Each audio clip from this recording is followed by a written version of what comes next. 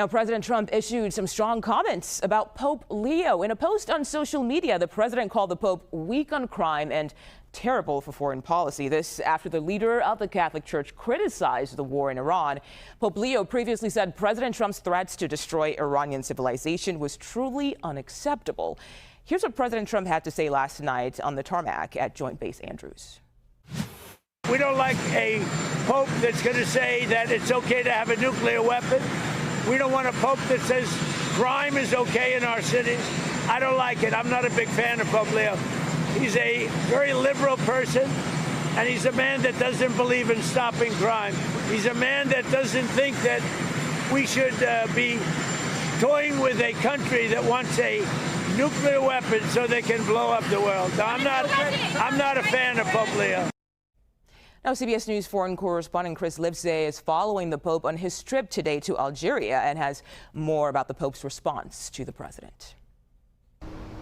Well, the American Pope is pushing back against criticism from the American president with a degree of boldness that is so far unprecedented in his papacy. Speaking to journalists on the papal plane to Africa before it had even landed, he told journalists that he, quote, has no fear of the Trump administration and will continue to speak out loudly for the message of the gospel.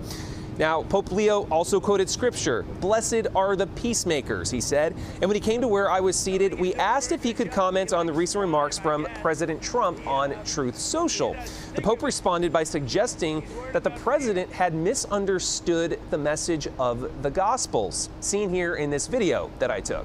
To put my message on the same plane as what the president has attempted to do here, I think is not understanding what the message of the gospel is. And I'm sorry to hear that, but I will continue on what I believe is the mission of the church in the world today. He added that too many innocent people are being killed and insisted that there is a better path forward, one rooted in peace and reconciliation. Now, when one journalist asked the Pope if he had seen the post from the president on Truth Social, the Pope responded, "It's ironic, the name, no more words necessary." In other words, he was referring to the word truth in Truth Social.